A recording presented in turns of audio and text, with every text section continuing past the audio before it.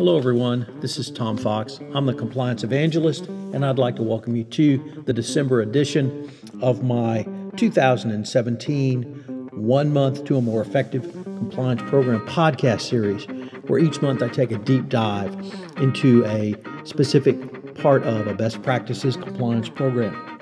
In the month of December, I'm taking a deep dive into better written standards, which form the very backbone of your compliance program. Written standards include codes of conduct, policies, and procedures, and we're going to be taking a very deep dive into the design of all of these, training, and revising and updating. We'll also take a look at the information communicated by the Department of Justice on what specific policies should be included in your best practices compliance program, including policies on gifts, travel, business entertainment, charitable donations, facilitation payments, third parties, and cybersecurity. We'll also take a look at certain enforcement actions and opinion releases to see what other information we can glean from these. My sponsor this month is my Doing Compliance Masterclass. We recently concluded the first masterclass in November 2017. I'm co-hosting this with Jonathan Marks at Markham LLC. We will be putting on a full series of classes in 2018. Check back for details.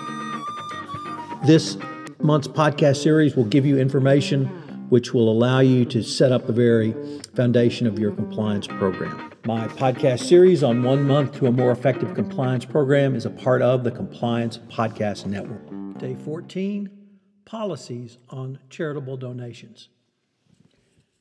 You should begin your compliance policy on charitable donations by considering the 2012 FCPA guidance as the starting point.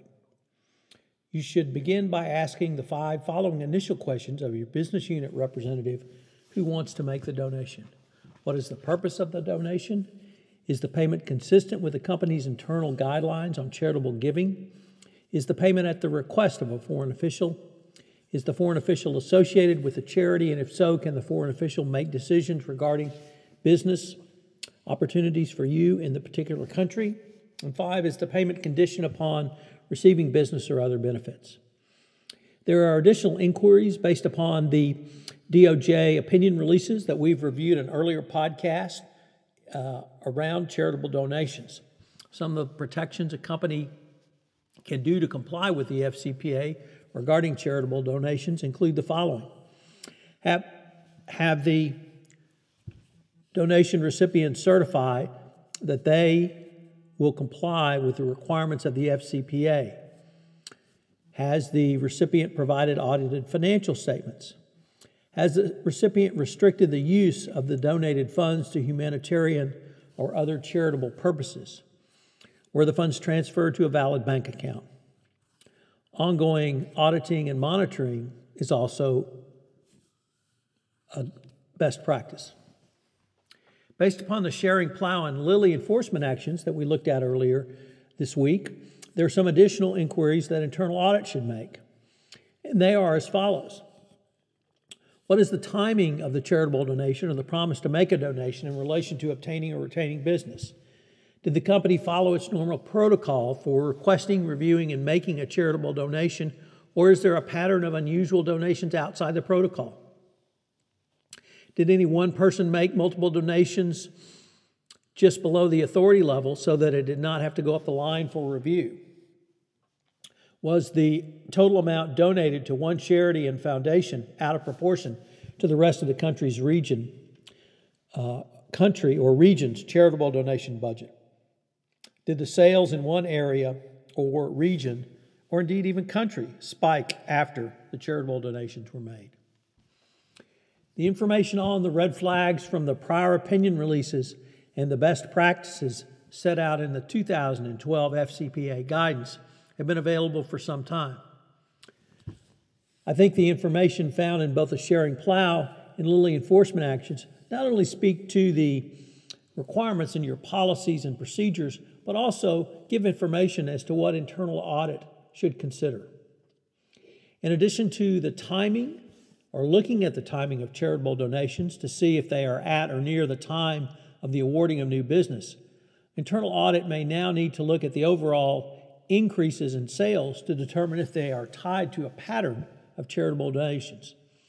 By looking at the timing and quantum of the donations, internal audit may be able to ascertain that a spike in sales is tied to corrupt conduct. This may not be something that is on the current radar of auditors when they review charitable donations, but this is something they certainly may want to consider going forward. So what are today's 3 key takeaways? Well, we looked at some of the basic inquiries that you need to make around charitable donation. And once again, those are: what is the purpose of the donation? 2, is the payment consistent with the company's internal guidelines on charitable giving? 3, is the payment at the request of a foreign official or an employee of a state-owned enterprise? 4, is the foreign official or employee of a state-owned enterprise associated with the charity in question that the donation is going to? And if so, does this person have decision-making authority regarding your company's business in that country? And then finally, and perhaps most importantly, is the payment conditioned upon receiving business or other benefits? 2, use all of the communication tools the Department of Justice has provided: written guidance, enforcement actions, opinion releases, to inform your charitable donation policy. This is one area that the Department of Justice has actually made some significant commentary on. We looked at the enforcement actions in the Eli Lilly case and the Sharing Plow enforcement action, but we also looked at several opinion releases. We looked at 9501, 9702, 2006-01, and 2010-02. All of these provided, I think, some very good guidelines and guidance for companies that were engaged in charitable donations, and it really provides a wealth of information to the compliance practitioner. And finally, as with many things in FCPA compliance, the 3 most important things are to document, document, document. This is equally true in the area of charitable donations, but here you need to document your process. So what is your charitable donation giving committee reviewing?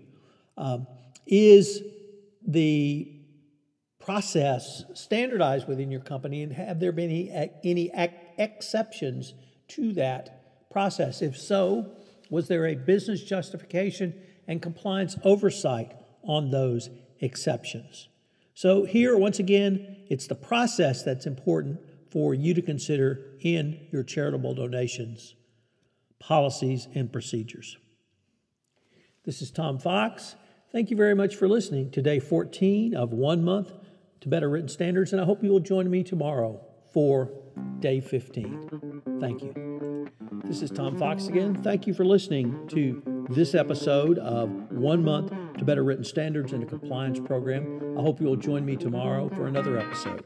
If you have listened to this podcast on iTunes, I would ask that you would rate our podcast, as it would help in our rankings and also help get the word out about the only daily podcast which will give you a hint or tip to improve your compliance program.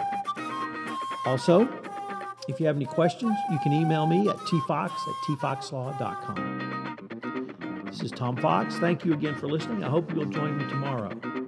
My podcast series of 1 month to a better compliance program is a part of the Compliance Podcast Network.